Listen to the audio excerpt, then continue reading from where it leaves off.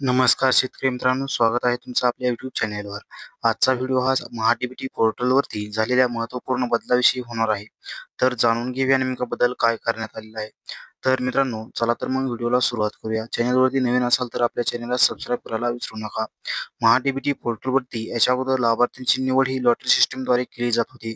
परंतु आता lottery system बंद करण्यात आलेली आहे आणि आता नवीन या ठिकाणी लाभार्थीची निवड कशी होणार आहे, ती या व्हिडिओमधून जाणून घेणार आहोत. तर त्यासाठी व्हिडिओ हा शेवटपर्यंत पहा. तर शेतकरी मित्रांनो, या ठिकाणी महा-डी-बी-टी पोर्टलवरती या वेबसाईटवरती आल्यानंतर तुम्हाला अशा प्रकारे इंटरफेस दिसून येईल. याची लिंक तुम्हाला आपल्या डिस्क्रिप्शन बॉक्समध्ये मिळून जाईल.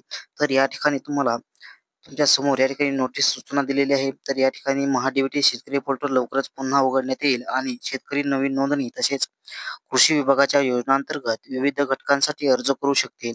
सन 2025-26 पासून अर्ज मंजुरीसाठी प्रथम अर्ज करणाऱ्यास प्रथम प्राधान्य ही कार्यपद्धती अवलंबण्यात येणार आहे. तर मित्रांनो, या ठिकाणी तुम्हाला वेबसाईटवरती दिलेलं आहे की आता निवड ही प्रथम जो अर्ज करेल त्याचीच या ठिकाणी निवड करण्यात येणार आहे. तर अशा प्रकारे या ठिकाणी तुम्हाला वेबसाईटवरती गेल्यानंतर लगेच सूचनाही दिलेली आहे. तर यासाठी तुम्हाला काही अडचण आल्यास तुम्हाला खाली या ठिकाणी एक नंबर दिलेला आहे.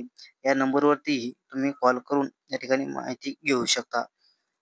तर या ठिकाणी हा नंबर 022 61 31 64 29 हा हेल्पलाईन नंबर आहे आणि तो सोमवार ते शुक्रवार या दरम्यान तुम्ही 9 ते 7 सायंकाळी 7 वाजेपर्यंत कधीही या ठिकाणी कॉल संपर्क साधू शकता.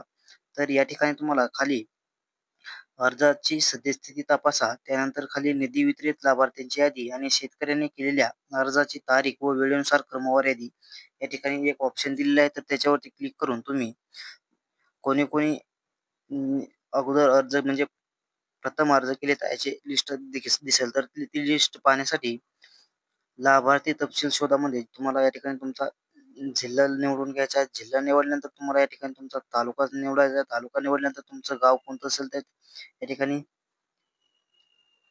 निवडून घ्यायचे आहे. गाव निवडल्यानंतर तुम्हाला बाप प्रकारमध्ये तुम्ही या ठिकाणी फलोत्पादन, कृषी यांत्रिकीकरण, अनुसूचित जाती व जमातील प्रवर्तित शेतकऱ्यांसाठी विशेष योजना, सिंचन साधने याची तुम्हाला यातील कुठलीही यादी पाहिजे असेल त्याच्यावरती क्लिक करून घ्या. याच्यावरती क्लिक केल्यानंतर जात वर्गवारीमध्ये तुम्हाला एस-सी असेल एस-सी आणि एस-टी असेल तर एस-टी करून आता इतर वरती क्लिक करून तुम्ही या ठिकाणी शोधावरती क्लिक करू शकता. तर शोधा